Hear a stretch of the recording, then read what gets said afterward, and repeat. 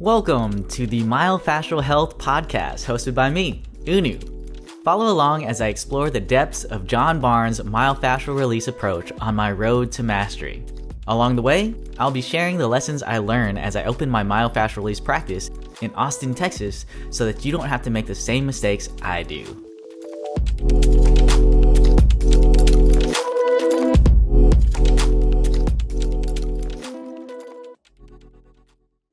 Welcome back to the Myofascial Health Podcast. Now, I'm joined here by a very special guest. She's been an occupational therapist for 40 years, an MFR therapist for 20 years.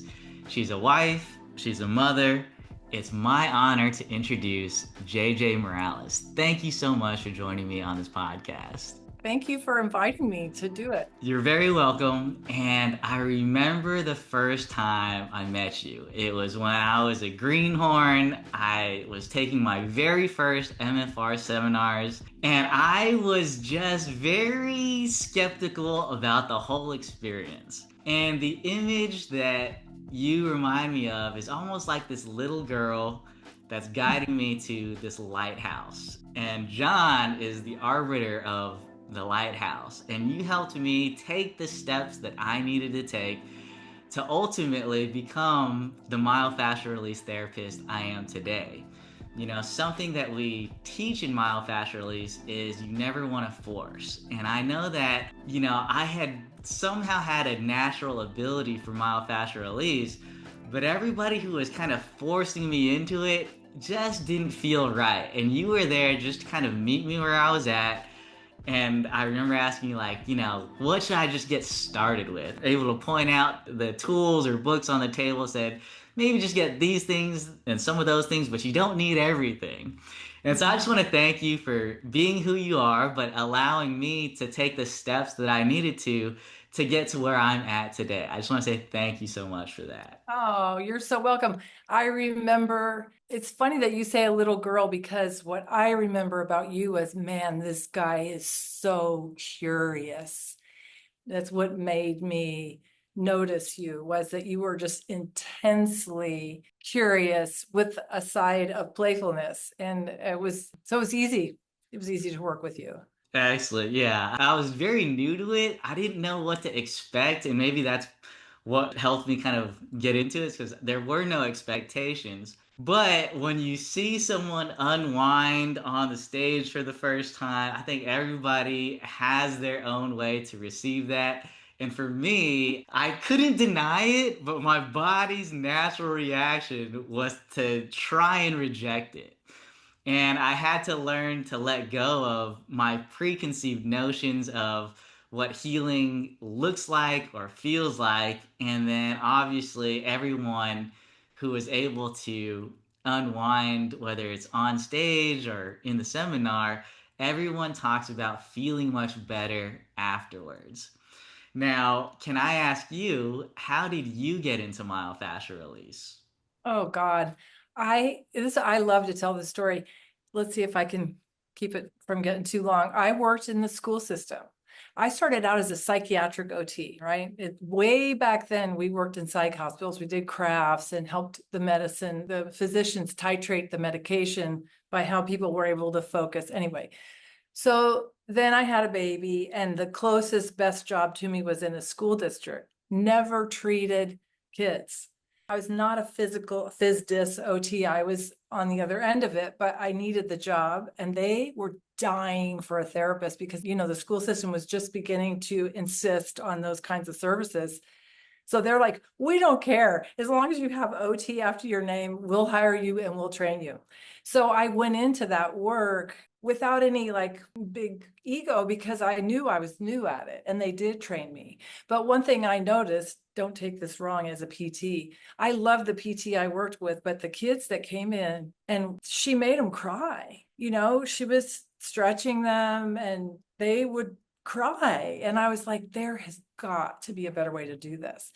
And she was going on leave of absence, and she said, please help with my kids with their stretching program. I'm like, I'm not doing what you do, because I didn't want to make them cry. So I went to a class in Houston in 2005, right around the holidays, right around this time of year. And I couldn't believe it. I sat in the front and I couldn't believe the way John looked. I could not believe what was coming out of his mouth. And by the time we did that thing in MFR1 where you go in and you do the full body scan, tears were like dripping down my cheeks. And I was like, oh my God, what is this? What is this?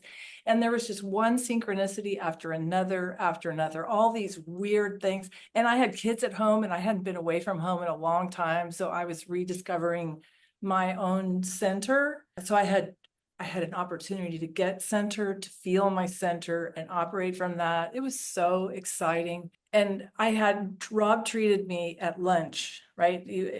I signed up for an extra treatment and I unwound on the table. This was the second day. And I kept thinking, I can't believe this is happening. It was like, I'd go in and then I'd soften and go and wind a little more. And then I'd go, oh my God, what is this? And it was just, and there were a whole bunch of synchronicities around that too. So by the time it was all over, I thought, I've found my calling. This is what is called for. I mean, I felt it that strongly. And I remember John saying, you can go home right now and do this. Trust the work. You can do it. And I did. I believed him. I absolutely, not from here, from some other place, some other way of believing. I knew he was right. And I never looked back. And that has helped me all my career. I remember when they asked me the first time to work at Therapy on the Rocks, I was like, oh my God, I was close by. I lived in Tucson at that time. And I was so I was so nervous about it all. And, the way everyone treated me, they kept saying, it's not all about how many classes you've taken, let go of the outcome. And everyone was kind to me, John and Donna and Rob, everybody was just like, you're going to be fine. Just, you can do it. And I said to Rob, I can only do what I can do. I'll take everything I've got into the table, and that's session. You bring everything you got to the table. What you have is what you have. So it's gotten me through 20 years of practice, because you all have those days where you think, oh my God, I don't know how to do this work. And then you just bring what you have. I love Right? that. I love that. And then so when you did this and then to fill in for the PT, did you just immediately start using myofascial release, or how did that I story? did. And I was so scared because we weren't really supposed to touch kids, right? I mean, you're not in the school system. They don't really want you touching kids. And I remember going, screw that. I'm here to help people. This is what I know how to do. These hands know what to do. And if I get in trouble, I'll get a different job. I never did. Wow. And Yeah, then no, that's awesome. And then how did the kids receive that? oh gosh, it's hard for me to say now. It was such a long time ago. But I can tell you that I still remember how their bodies felt. I still remember this, how when a kid is, they're hard to catch. They were hard to hold down. It didn't work every time. I had to do like handwriting and all the other stuff, but my approach to them was hands-on and let go and just give them their space and be centered. And it worked. I love that. As Yeah. long as they're not feeling in all that pain that typically we as PTs get the rap for, a lot of times they joke and say PT doesn't stand for physical therapist. It stands for pain and torture, and so Yeah. that's kind of the common story. And it's so cool that you had that experience, and then even though you didn't have the confidence in it, you allowed John's confidence to be the thing that you trusted and you immediately used it. It wasn't his. Oh, It was mine, but it was where I could feel him in that field, right? yeah, He didn't know me from Adam, but he had the confidence in his work yeah. and it was like a fever that I caught, was but it was mine. I'd have kids like just all over their wheelchairs and their feet would come off we'd have the best plan in the world for a nice stable wheelchair. No matter what we did, the spasticity would take over. And I noticed that the seating was easier to adjust and the kids lasted long in their chairs. So that was one thing that I can tell you, and also they had more confidence in their own bodies. That's awesome. So they tried stuff that they might not have tried, had we not started with the MFR. I love that. Now, let's unpack a couple of things because Okay. I know, as for myself, being at the level of therapist that I'm at now, I can understand what you're saying. But to someone who maybe is new to this work, maybe they just heard about it and they've never taken a seminar, there's things that you mentioned that needs a little bit more explanation. Okay, so the first thing that we need to talk about is you talked about for the first time in your life feeling centered and operating from your center. Can you explain to the audience what that means to you? Wow. I wouldn't say it was the first time in my life, but as a mom, I think what it feels like is having space in your body, like being aware of the space in your body and not being all twisted up, and being able to breathe more freely. It feels like that. What else did it feel like? I felt free of like circular, repetitive, stupid, anxious thinking for more often. I felt present in the moment because I knew, and I swear, I think that's why I love the work. I felt present in the moment because I learned, even in MFR1, if you're not, you can't feel anything. Mm-hmm. Thinking and talking are not going to get you there. You know, you have to stop thinking and talking. And I needed to hear that. I still need to hear that every 5 minutes, you know? So it really, I think that to stop thinking and talking was helped me to settle down. I remember talking over the course of my education with other therapists who were ahead of me as assistants in class, how I quieted down even in class because I just was talking either my neighbor, I was asking my questions. I need a lot of attention. I wasn't calm. And by the end of the class, I'd kind of get there. I improved that. I settled down I improved a lot in class too. That's awesome. The thing that comes to mind for me is John's work is allowing us to shift from human, instead of being human beings, that's what his work teaches us to do, whereas society teaches us to be human doings. Right. And Yeah. so we kind of get caught in this pattern of, oh, I just have to do more, I have to do more. And then what ends up happening is you're stuck in your head. And so for me, that centeredness is this stillness. And it's Mm. like when you're still, then you're aware. And then you can make the decisions in that present moment where everything is available to you. Otherwise, at least for me, I'm stuck in my head and thinking, hey, these are the pros and cons, and I got to do this. And then I'm out of my body. And I Right. think that's where your power is. The analogy that John mentions in class is you want to think of it like being in a helicopter. And if you're Yeah. fully centered and still, Mm. then you're just hovering. But whenever you are leaning in a certain direction, then you have a bias towards that, and then you're off your center. And I Yeah. think that's kind of what we get challenged to let go of, because society is going to say, hey, you got to do this, you got to plan for this. Whereas, hey, that stuff might happen, might not happen, but the way that it happens is also important. And it's when you're still, where I'm at in my journey is being still is an act of faith. It's letting go of control and surrendering to what can happen.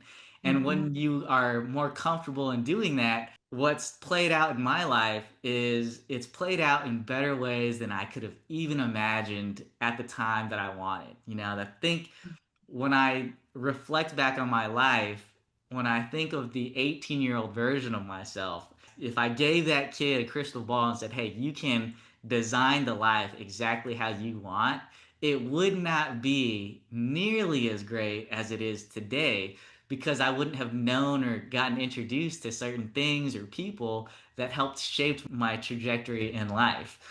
And so Mm-hmm. that's one of the big things that I'm glad that we can touch on. And some people call it like meditation, and it doesn't have to be that, but there's a familiar feeling with being centered as you are in meditation because you're letting go of your thoughts, so to speak. Right. But don't you find, I mean, I don't know if this happens to everyone, but for me, all over, and it still happens all the years that I've done it, I think, oh, this is how you get centered. That I have the key, and then I use it for about a week and it doesn't work anymore. And I have to learn. I mean, that just happens over and over. It's happened to me. And then I remember, oh, yeah, that's how this is. You haven't forgotten anything. This is a different person. It's a fractal experience, right? But we tend to think, oh, if I take 10 deep breaths and, all that, or get the right amount of stage going in my room, I'm going to get it. But it had to be recalibrated constantly for me. And because I'm such a thinker and a talker, I have to constantly remind myself, and also my patients, they could trigger me into having like fun little conversations. And I had to really, that was a challenge. It was to say, we need to be quiet now, because I'm talking to them and me. Yeah. So let me ask you, because I think that that's a normal experience. It's almost like you feel awkward with the silence, and then you Mhm. feel like you have to fill that. How have you been able to kind of let go of that and just kind of be with it in your own life and practice? I've been sort of humbled into it because there was a time when I would say, well, now can you feel that? That might I think I just felt your psoas let go or something like that. And I was so wrong so many times that, you've got to, you think you know what you know, but it's the client that it's what they know that matters. So I had so many experiences where I kind of interrupted their process, or I mean, I'm just saying all my mistakes, that's how you learn, right? I would interrupt. They would say, oh, I was just, just starting to let go. And I think they were talking about their piriformis, and they're talking about their left ear, So I was wrong about my assumptions about what they were feeling so often that I finally was just embarrassed. Like, it's just humiliated. You know, what's funny is I share that same experience because for me, I projected or anticipated what they were gonna say or feel.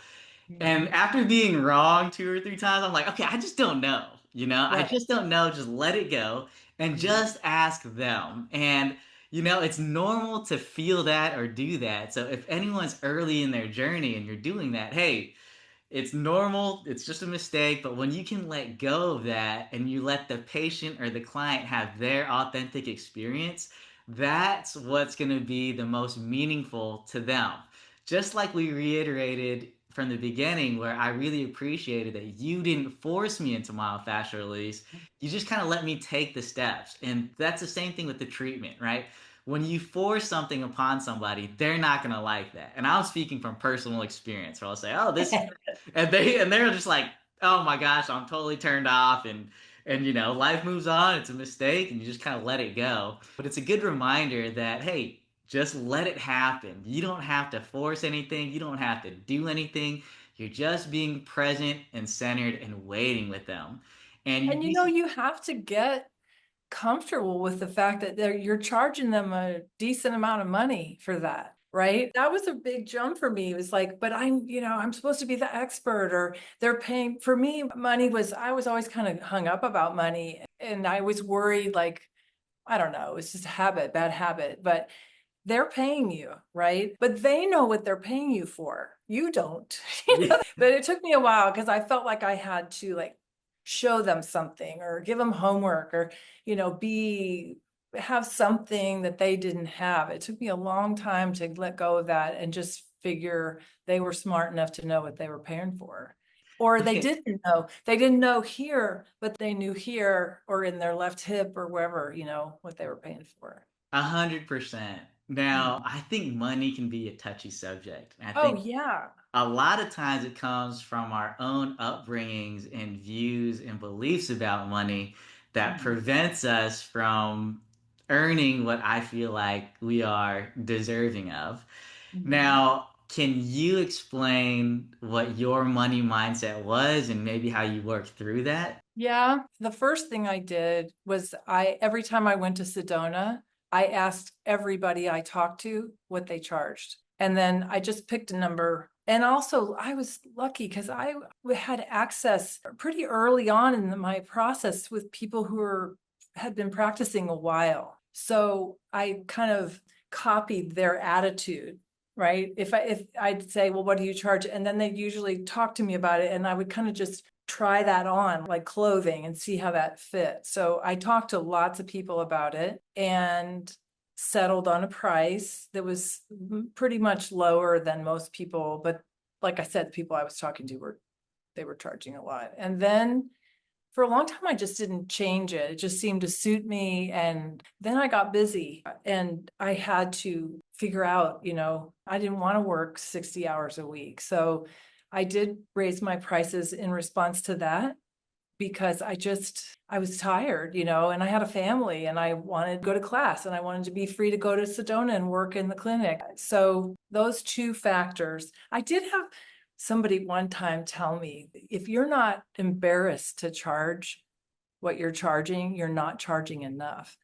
And I always think about that. I don't know if I go with that or not, but mostly I just raised my prices because I wanted more time off. 100%. And I don't think anybody should feel bad about that. I think we have this culture that says, hey, you need to be working a lot. You need to be working a lot to make more money.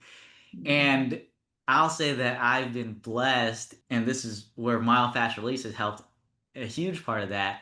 You don't have to be in the rat race. I meet many myofascial release therapists who treat maybe 20 patients a week. So that's maybe 4 or 5 patients a day. Whereas in physical therapy, at least, it's normal to treat 20 patients in a day, and you Yeah. just get used to this kind of burnt out feeling. And because everybody else is doing it, you just kind of accept, like, okay, I guess this is what it means to be a physical therapist. But when you get introduced to this work, and I think one of the biggest differences that makes a good therapist from, let's say, a mediocre therapist is your heart. If your heart is in it for the right reasons, then people will resonate with that. And so, not to say, hey, the purpose to do this work is to make a lot of money. I don't think any of us gets into our careers of being an OT or a PT to make a lot of money. It's truly to help somebody. And then you have the ability, if you're helping people, to then charge a higher rate. I think in the beginning, when I would say a price that was over $100, I just had never gotten paid that much to say that price. Either Yeah. it's hard to do the first time, right? And that comes off, and so, but once you really believe in the work that you're doing to help serve somebody else, people pay that rate if you are helping them get to that place that they want to be. And so, for anybody who's early in this journey where it feels a little bit anxious to say that price, one, know that that's totally normal. Everybody goes through that. Yeah. And that also has to do with your upbringing and views on money. Like for myself, money was something that we didn't spend a lot on, so to ask for more than $100 for an hour's worth of work was like, dude, is this even possible?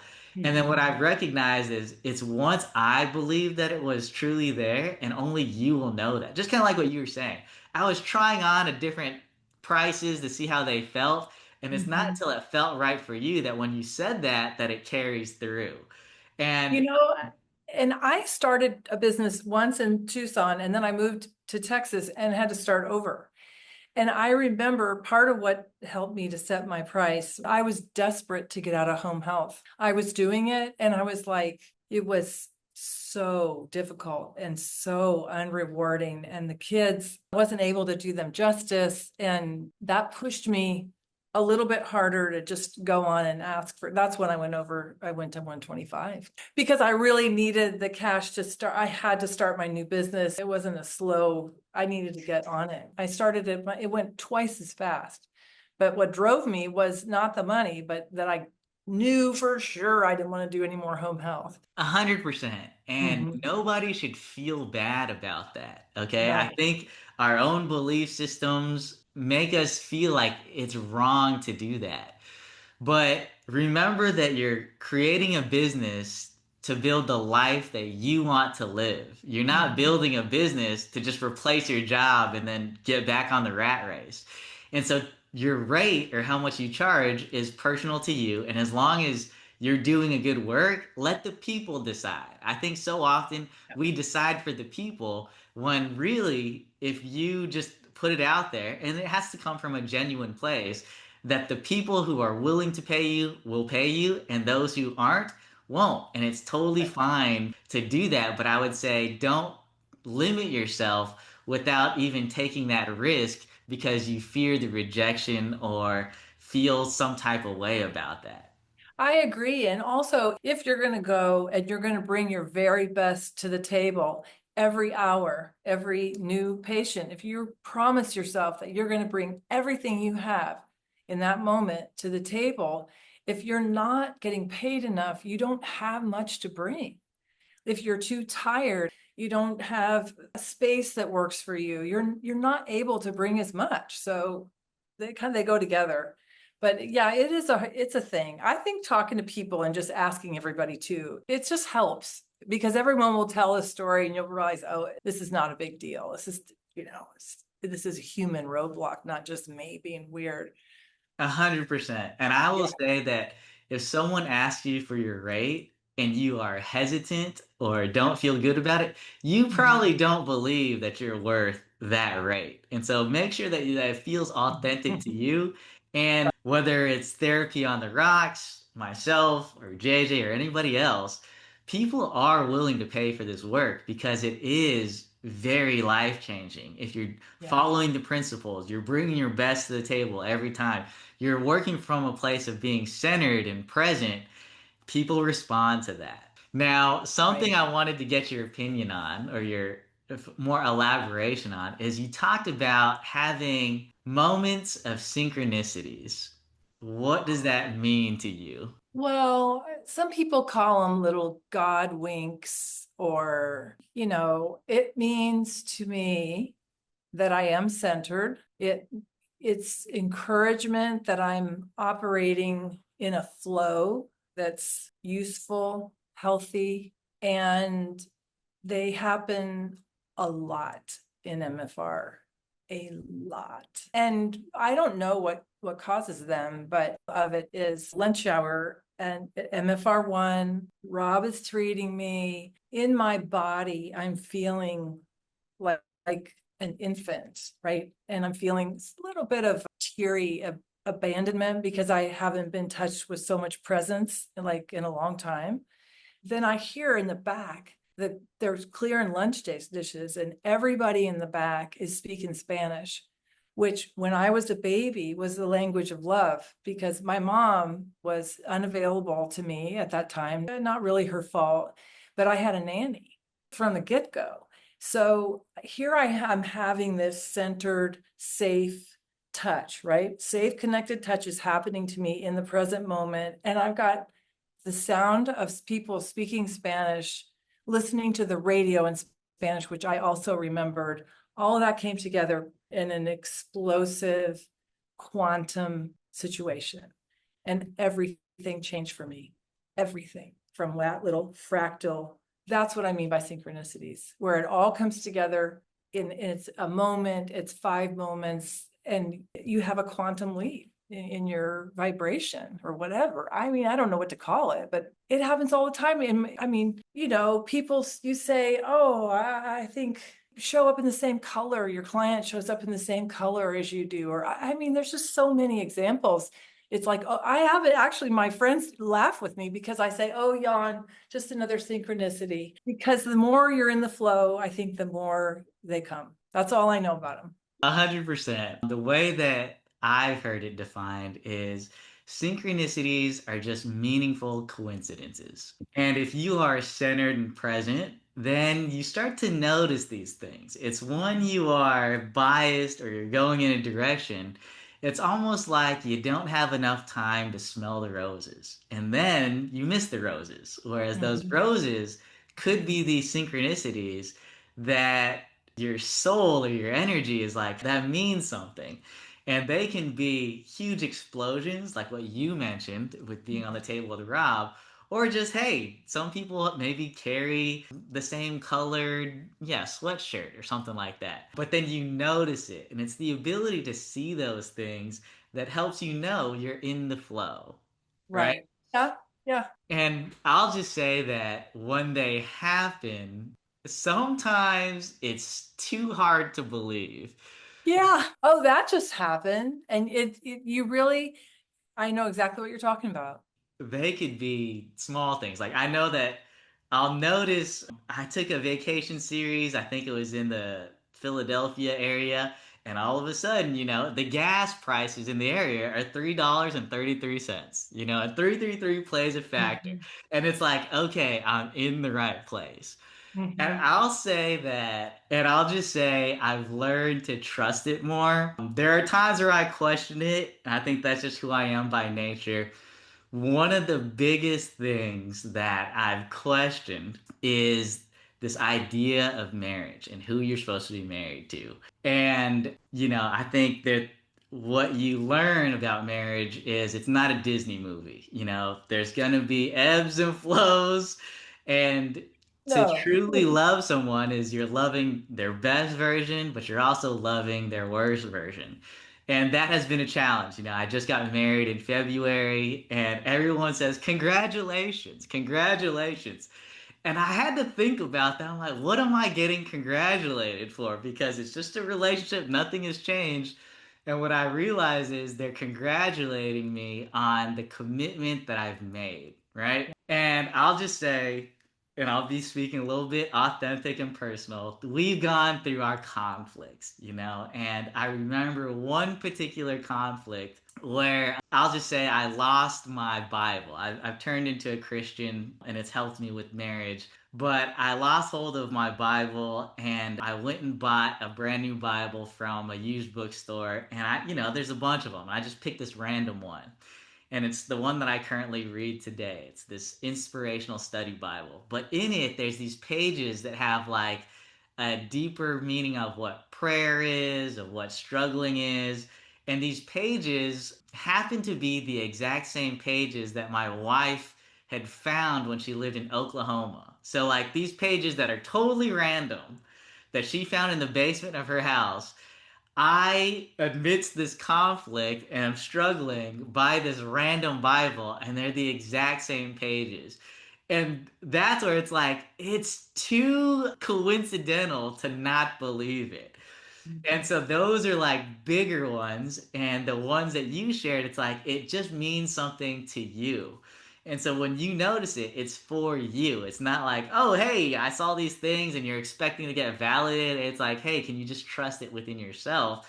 And then you start to feel different. And you mentioned you make these quantum leaps. And I can just say that they are more apparent than you might think if you are open to seeing them. And to become open to seeing them, you have to get out of your head. Yeah, I have two things I want to say about that. One is I love that story, and thank you for telling me. It's the kind you need that much reassurance to stay married.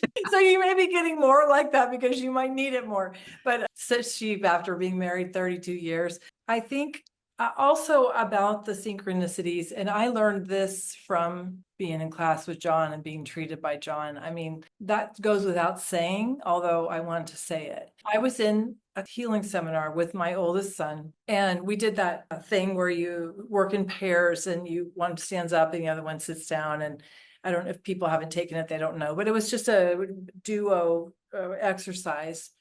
And I heard this really strong voice, right? And I just had this point of view with a sentence that went with it, but it was so not emotional. And as a woman, I was always looking for the big emotional bang. It can't be from God if it isn't going to make tears flow, right? Or if I'm not going to have a surge of love or a surge of longing or something like that. But I learned from John, I said, I don't know, this voice that was very, very far away and very not emotional and very like taking a bird's eye view gave me this point of this sentence. And he said, yeah, that's your essence. And I mean, it changed everything for me because I don't know if it's a female thing or just me. I thought if it wasn't emotional, right? One way or another, that it wasn't really from the universe or God or whatever you want to talk about it. And it opened so many doors for me as a therapist. Like I could understand, like I don't have to have an emotional connection with every client. I can have this energetic one that's very clear and very quiet, like you say, without all the drama. I mean, not that I didn't sometimes get emotional, particularly with my family, but I'm just saying that one thing happened in one class with my son. And if there was anybody on the planet that I needed to understand that not everything had to be emotional, it's with him. That was a big gift. Thanks, John Barnes. 20 years ago, that kid is your age, and he was 20 when that happened. That's awesome. Okay, so this voice that you're calling your essence, how have you learned to trust it? It's because, like I said, it's because it's like a science experiment. You get to your table, you get into your life, and it becomes undeniable. You go, oh, wow, that just happened. And for me, it's just like repeatable, get quiet, get still, get centered, get your hands on somebody. And then you have this connection with your essence, and it happens over and over and over and over again. For me, it was absolute science. It's my experience. I don't care what anybody wants to write about it. I listen to all kinds of people talk about it. I like the science a lot. I love the physics, but it's a feeling that I get. Like the detective. Repeated experiment. It's so simple. It's not, you know what I mean? It's not anything very special, really. It's just repetition. Here's a science experiment. Try it again. Guess what? It worked again. Okay, I love that you're able to just explore and be curious about that. And the reason I ask is everybody's got this intuitive voice that is your essence or God or whatever you want to call it, but it is the authentic version of you. And it is always trying to steer you to your greatest purpose. But for myself, it's hard for me to trust that. And maybe, I don't know if it's because I'm a guy, I'm not as intuitive. I will often get in my own way. And so, John often says, hey, get out of your own way. And it's because I will hear a voice and it will not make sense. I think that's the part for me that is tough for me to just accept is like it just doesn't make sense. And oftentimes it's not going to make sense on paper because going towards your greatest purpose isn't defined by whether it's salary or status or anything else. It's literally this is going to be your greatest contribution to the world and this is your calling. And whether that's marriage or work or anything else, it is going to be there. And the thing that I've learned to trust or differentiate is how loud that voice is. Because John talks about these two channels, channel 5 and channel 3. Channel 5 can be thought of as your left brain. It's more analytical, it's judgmental, it's very linear. This is where fear is thought to be. And then your channel 3 is like your right brain. It's intuitive, it's creative, it's patient, it's where love is thought to be.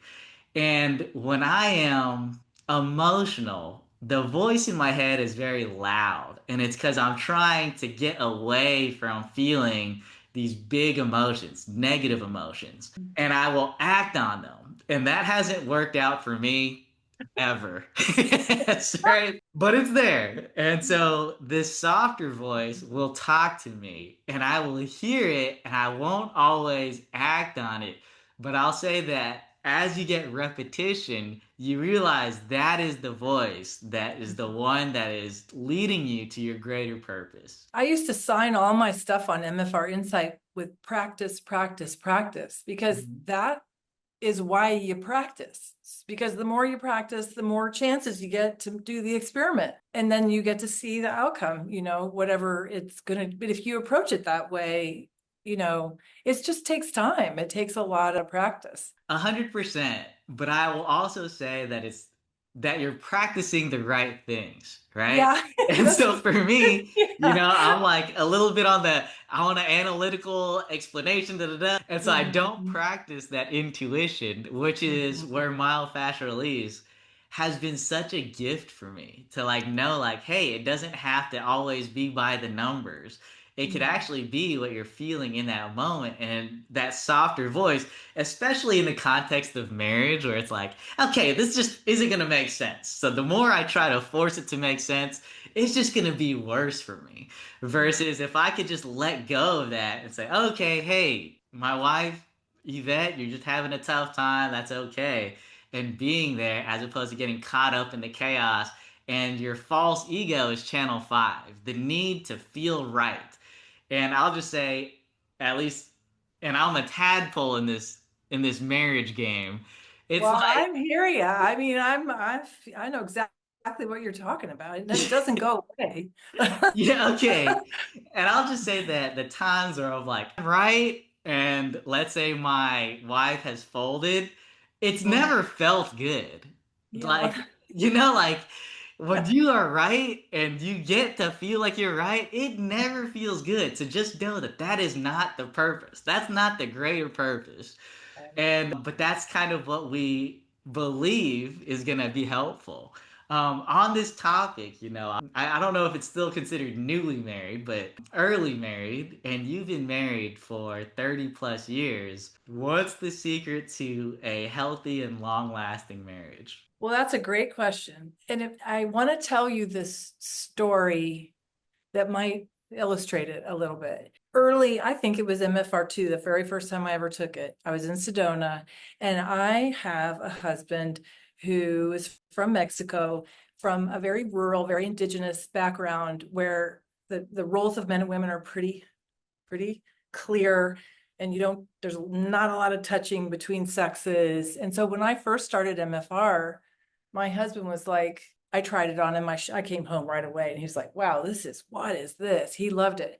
But I said, I'm going back up for my next classes. And he goes, well, are you going to work with men? And I said, well, I mean, he goes, I don't want you to work with any men. And I was like, so I thought about it for a while, and I thought, I could do that. I didn't just want to fight about it. I wanted to go, right? And I really didn't want to have a fight. And I wasn't exactly sure he was wrong, right? Because of the boundaries, right? And that's always an issue, right? So I went. This is a funny story. And I'm in MFR2, and it's the end of the thing, and you do a treatment, right? And I think I had to go to the bathroom or something. I was late coming back in. There was one person left, and it was a man. And I was like, oh no, what am I going to do? I promised, I said I would not work with a man, and here I am, and I'm about to spend 30 minutes working with a man. And he hardly had any clothes on either, which decided at that time to not do what I promised and to work with the guy. And everything went okay, except for when I went first and I worked on him, and I thought, okay, I can do this.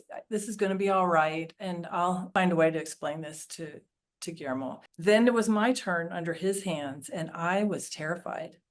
But it was another part of me, right? I was the room was dark, the music was going, and I was going back in time, and I forget where his hands were on me, but I was really scared.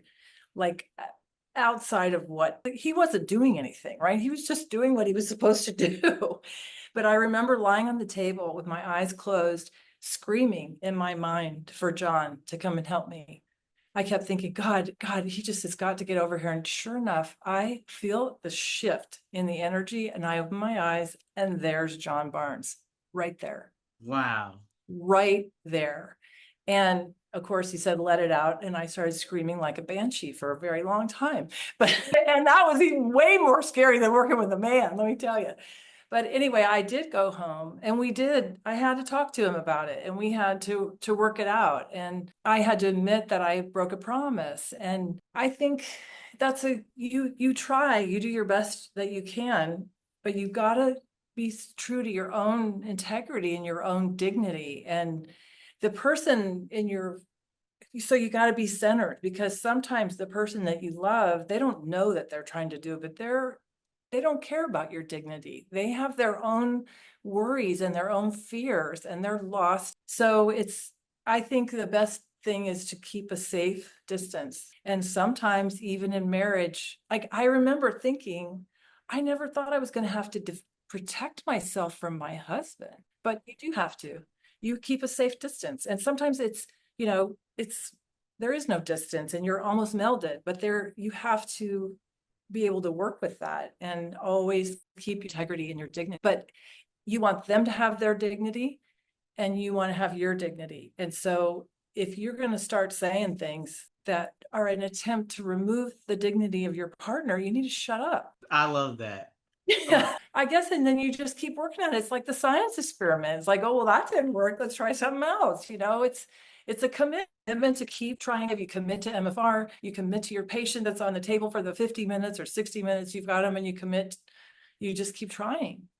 You never Thank stop you. trying. And I've taught both my kids that. I That's think awesome. marriage is a really good. Thank you for sharing that. I happen to know and have felt that I think a lot of us in this myofascial release space, we have partners who aren't part of it. And, fear is a normal thing. And so the story that you shared, I love that. And to know that there's not, because my obviously my brain goes immediately to channel 5. How do you work through that? It's like, what's the secret sauce? And you're like, there's no secret sauce. Like, you will have to work through it, and it's gonna take longer than you're gonna want it to take. And Mhm. I'll just say that, there are definitely things that I can and resonate with that story. And so my wife is Mexican. And Oh, and there's like, man, if you're choosing to be with a Mexican wife, like you gotta no friends with females. She almost like, hey, no, you can't even interact with my own mom. Like, whoa, whoa, whoa, whoa, whoa, we gotta draw the line. She's my mom here. And so there was worries or insecurities, and that comes from a place of fear. And just because you can call it that it's a place of fear doesn't help them. So don't ever turn into like the preacher. It's like, you're just working out of fear. This is all you. That never helps. And I'm telling you guys, I'm speaking from personal experience. You're learning from my mistakes. But something that I've really gotten to enjoy is that she has been able to accompany me on this myofascial release journey. So we've taken healing seminar twice. oh, nice. And she's taken women's health with me. And she just got back from her own For intensive. her. And so she is not only becoming a part of this with me, but she's also been able to embark and further her own healing journey. And I'll just say that, the second time we took healing seminar together, these insecurities popped up. And, she's like, I don't want you to work with another woman. And I'm like, okay, that's cool. But we were there together. And the first time we took it, we partnered on every technique together. And I kind of know that she has this anxious attachment. So I said, you know what? How about we just try not being partners together for one technique? And so she says, okay, you can change partners, but don't work with a woman. And I was like, okay, like, hey, you're gonna give and take. I'm willing to compromise. So I ended up working with a gentleman, and it wasn't the greatest experience. He kind of had a story that he was gonna be good at this, and I'm like, but your touch is just not there. And Mhm. I remember not liking it, and I remember we reunited, me and my wife, and I go, I missed you. And she goes, oh, you missed me? I was like, yeah, like it's because you know that you're not good, and so you're willing to learn versus someone who thinks that they're good, you're gonna miss it. And so I missed her, we reconnected, and this is an ongoing thing where, hey, this is for me, helping to build the trust. And she comes from a place that maybe she didn't get that, but that's not my place to judge. It's my place to, hey, I'm here to help her. We're committed. And marriage will make you look at a mirror because there's gonna be a light shined on exactly where you are not the greatest. And that is a level of vulnerability that, at least for me, you share with this one person. That is my experience to share with that. And for anybody else, just know that, hey, it's normal. It's normal for us therapists to, hey, this is just work, this is healing. And it's not uncommon for me to hear that we're in relationships or married to spouses. who aren't into that. And Mm. so it's being able to navigate through this together, not a, hey, this is my way or the highway, or this is your way or the highway. Hey, let's work through this together. That's what I wanted to share about that. That's And great. then I also wanted to share that, it sounds like your voice was able to help John come at this exact moment, and you were helped to release. And oh my gosh, moment of synchronicity. Yeah, I couldn't believe it. But I did. I couldn't believe it, but I had to believe it because there he was. Yeah. So, I mean, at that moment of synchronicity, it's not a coincidence. Did he hear me in his mind screaming for him? I don't think so. Did he pick up on some fear in the air around our table? Maybe, because you can read that a little more scientifically. But whatever it was, it blew through a whole layer of restrictions for me that I can't even really put my finger on because, yeah, because he set the boundary for me, right? He was the boundary between me, and he helped me hold my space safely. So he showed up, and that was an issue, and that was the issue in the marriage, was how do you have that kind of spiritual connected touch and stay safe and have boundaries? And so I got to experience what that feels like by him showing up at the table. The guy was fine. It was all in my head, right? The guy was just doing what the best he could. Yeah. But usually the synchronicity is, you look at it, it's exactly titrated to the time and the place and the person. It's so beautiful.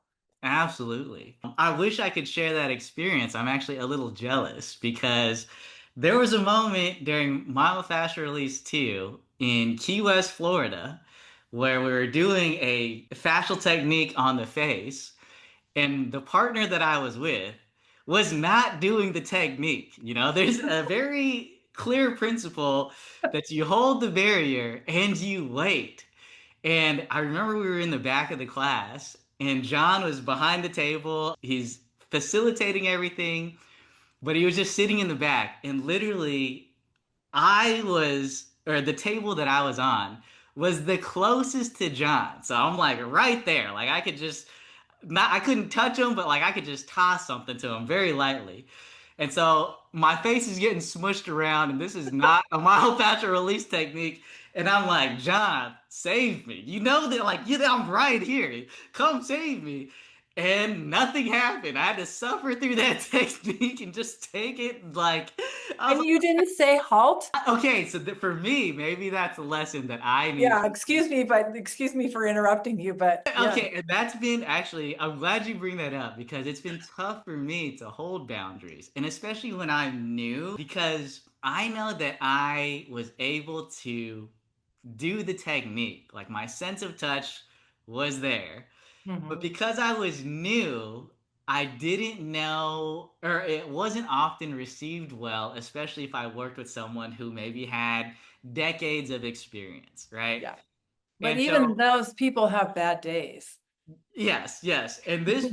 What's funny was this person, I remember she wasn't experienced in John Barnes' myofascial release, but she had Mhm. taken a bunch of fascia courses. And Mhm. I remember saying like, "Hey, I don't think you're doing it right." And she's like, "No, that's just the fascia. That's just the fascia." And then I just kind of let it go, I'm like, "All right." And then it kind of, Sometimes that is the best thing to do. You don't always have to, if it's not going to, that might have been the right thing. Yeah. I mean, I think that in my growth, part of my journey is being able to hold boundaries. I've Mhm. been terrible with them. And so I think I just need to be firmer. I would have liked John to come in his knight in shining armor to feel my struggle and just kind of like, hey, you're messing up this technique. You're not doing it the way that I'm telling you to do it. But Mhm. hey, that's my experience. So I just wanted to say that because I'm a little bit envious that he came and saved the day. But for me, Mhm. it wasn't this huge fear thing. It was just this irritation, which, hey, that's going to happen sometimes. Yeah. Okay, so to bring it back on track, I know that you're living in Mexico right now. I Mhm. believe you had mentioned to me that you're in Veracruz.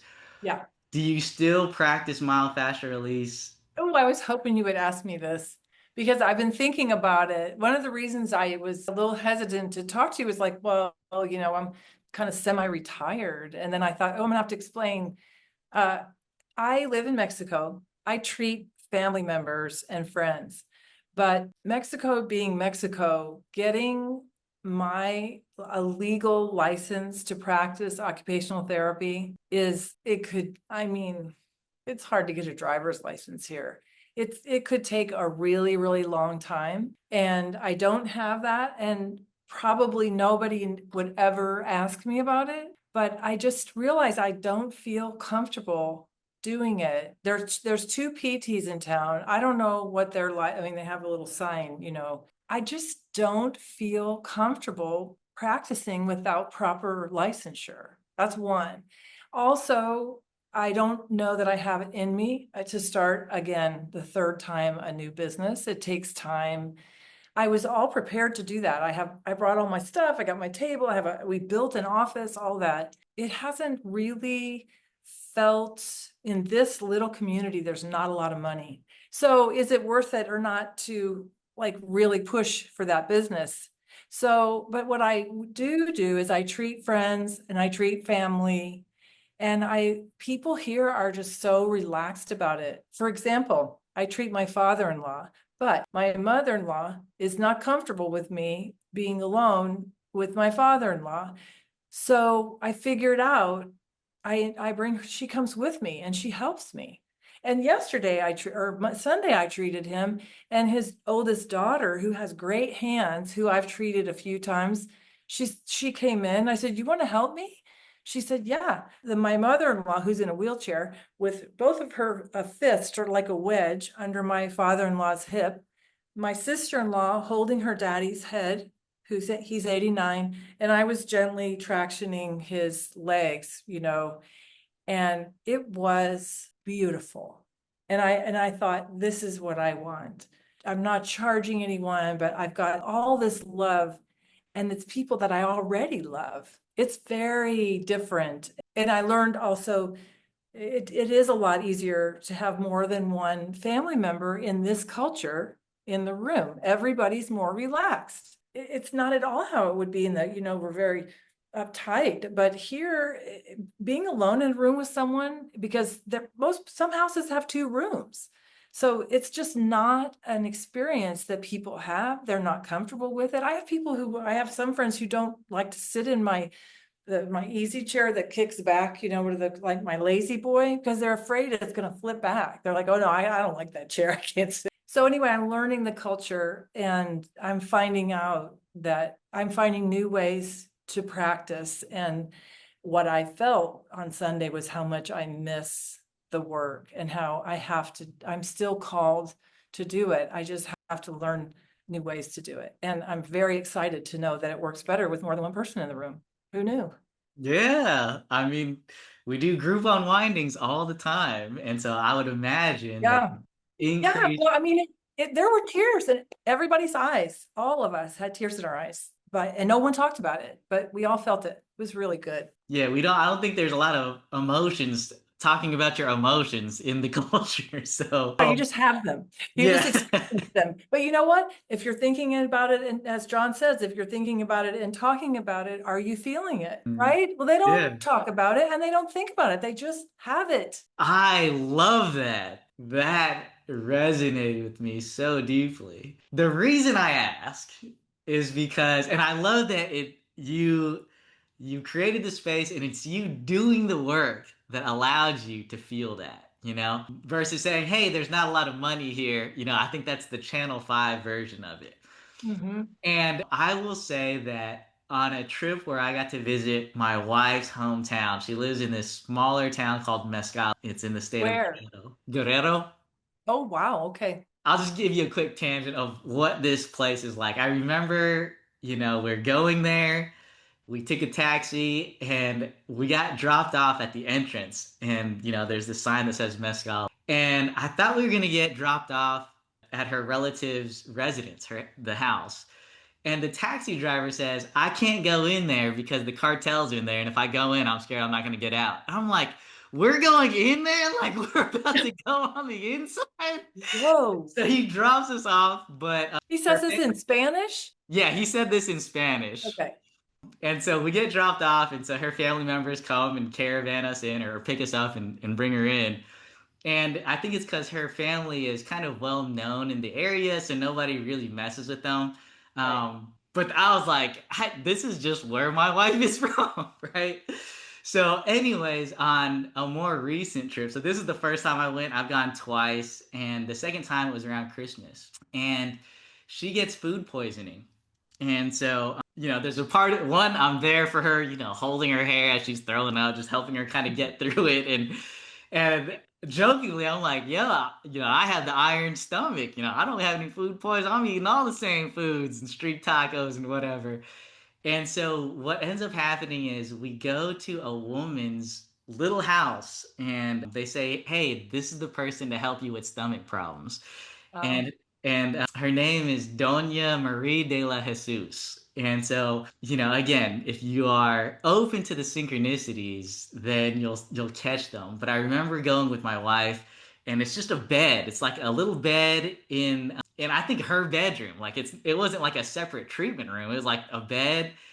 And the reason why I knew it was the right place to be is because she was reading the Bible on her desk, and it was in the chapter of Job, and I believe it said like chapter 3, verse 33. And I was like, ooh, it's another 333. Wow. And she had this way of feeling into the stomach and burping out the person's bloatedness or stomach problems. And she would explain it in a way like, hey, the heartbeat is higher than where it needs to be, so I'm going to push it down. But it was so cool to see that I believe she was feeling it, and to release it was through her. And so she would belch throughout the whole treatment. And like, after you get over the belching, it's like, wow, my wife feels better after. And then she got for a second treatment, and I said, hey, can I get treated? And so she asked me, like, hey, why do you want to learn? And I was like, I'm a myofascial release therapist, and I think the work kind of resonates or is in parallel. I would just love to feel what it feels like. She's like, yeah, this is a great opportunity for you to learn. And it was authentic. She was feeling on spots that for us were hot, hard, or tender. But to get them to release, her gift from God, which she says, was through belching it out for us. And I felt better after. And then she Wow. gave me the reason, and she was like, it seems like you're eating a lot of junk food, and so just make sure you eat like a well prepared meal before eating the chips and things like that. If you do it in the reverse order, your stomach isn't gonna like that. And so I remember just being like, wow, there's many people who do their version of this work, and I'm sure that she was a master at her craft. And now the question is, how much did we pay her? It was 50 pesos per person. And so when I think, wow, this woman, she's well known in her community, and everyone just says, hey, wait for Doña Maria de la Jesus. And she has, all of this kind of stature to her. And when I watched her walking through the streets, she's very jolly, and so it's like, she's living the life, and that's where I get a little bit conflicted because in America I'm like, okay, I worked hard enough to charge this rate. But if I were to ever go back to Mexico, what would that look like? And that's why I wanted to ask you. So where Yeah. we're at Yeah. is there is going to be one day when we are blessed to have kids. And so we're talking about potentially raising the kids in our native cultures so that they are familiar with that, to know where they came from. And so we've thrown out this idea to raise them potentially for, a year or two in Mexico. And I was like, what would that look like? And is it I worth recommend it? that. Yeah, would it be worth it to try to build that out? I, Because it takes a lot of energy and effort to build up a practice, especially if I'm only going to be there, we're going to be there for 1 or 2 years. Is it worth it? And so I was curious what your oh yeah, experience is. I'll tell you, I think it's worth it. I Okay. did that with my daughter. If I were, and she's completely fluent in Spanish because we put her in school here for 8 months. And we put her in school, and I thought, she was like, what I would do is go do all your paperwork. It's not hard in Mexico. It just it takes forever. So if you're going to do it, get the paperwork done before you go. Okay. That, and then you can charge. I have a friend this is a fairly sized town. It's not very big. It's mostly indigenous, like almost like it's 80% indigenous. Like people are bilingual into Enic and in Spanish. But she's from Canada. She has a physical therapist who pays her about $45 a session, right? I forget what the pesos are, but that's that's more than a person who comes to work and build on your house all day makes all day long. Wow. That goes a long way here. Yeah. So, that's the difference.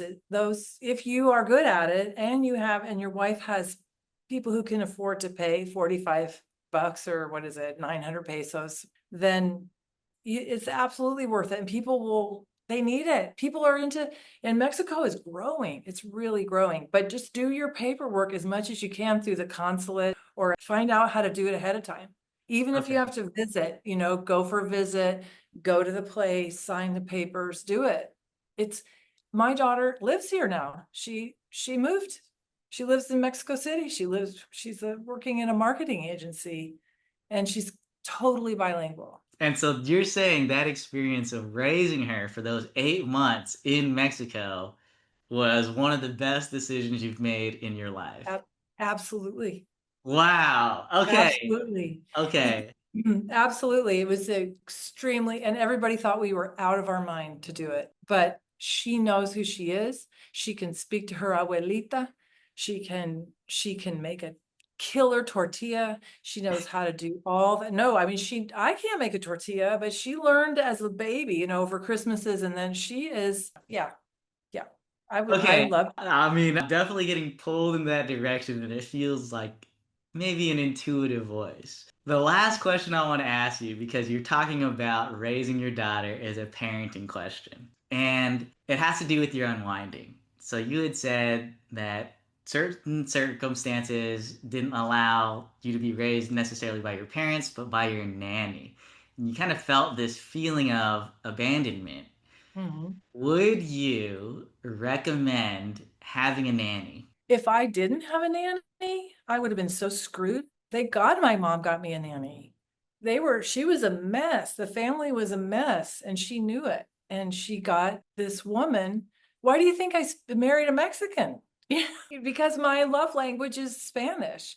But yeah, no, I think that I'm happy. Personally, it is. And if you look at my other sisters, how can I say this without being snooty? Well, in my opinion, my life is so much happier and freer than my three sisters who didn't have a nanny. There wasn't, this person had time for me. I don't think I'm extremely connected to my parents too, but no, I think it's how you do it as a parent, and whatever you're gonna do, and whatever mistakes you make. Here's a weird thing. One of the things that happened to me in my intensive, my son was like 17 or maybe when I did intensive. I did a week.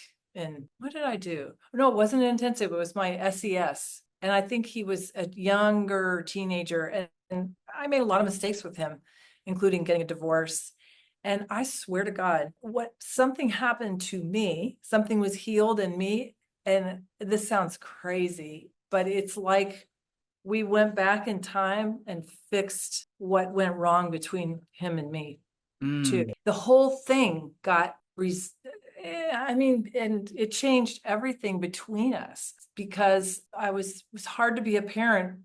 Everybody has their flaws, right? Everybody has their sad little story. And once I was more aware of my sad little story, he didn't have to carry it for me. And so I think even if your kids don't get treated, he did get treated. Rob treated him. He was treated in Austin by Jody and a bunch of other people. But I think anything you do as a parent, life is hard. Things happen. You can't get it right. You can't get it perfect. So you treat them, or you get other people to treat them. I love that. The reason I ask is, I know that in those formative years between 0 and 3, you're developing your attachment, and Mhm. your view of how safe the world is determined in those years. And so when I hear that or know about that, it's like, okay, I want to make sure I spend as much time with the kids as possible. Mhm. But life is going to be lifing. You're going to have jobs or obligations. And Mhm. so knowing that is one thing. And maybe this is where I'm overthinking it. It's like, what's the best practice?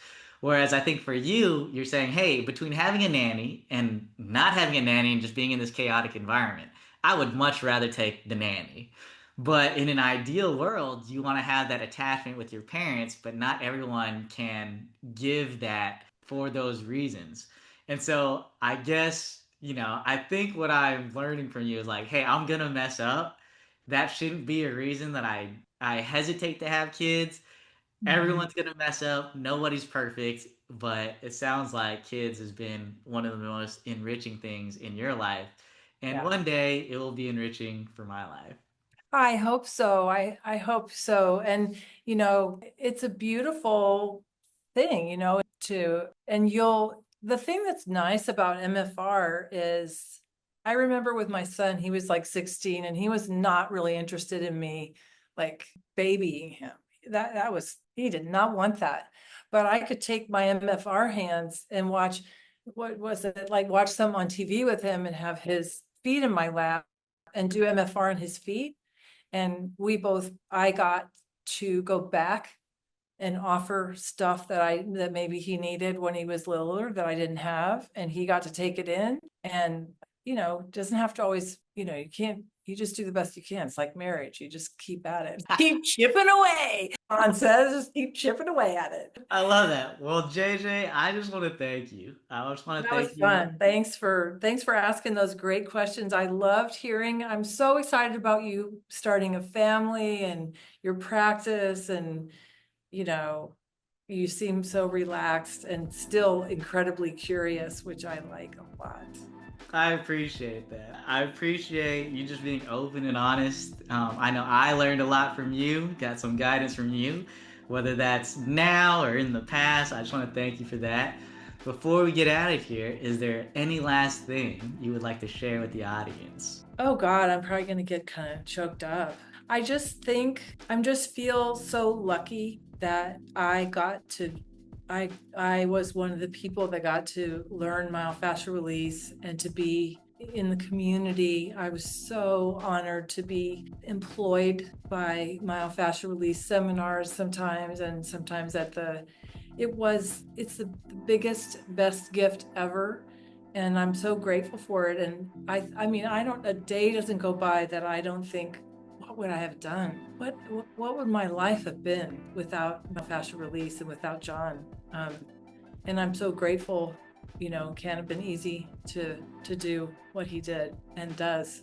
I think we all give up things, to make our lives. I don't know what he gave up. I have no idea, but I'm super grateful to him and all the hands that have touched me, all the people that have helped me. I just don't know what life would be without it. And I'm happy that I don't have to know. Thanks for listening to another episode of Myofascial Health. I help myofascial release therapists create beautiful websites for their MFR practices, even if they aren't tech savvy. If you're just starting your MFR practice, or you're an experienced MFR practice owner, learn more about how I can help at www.myofascial.health/website.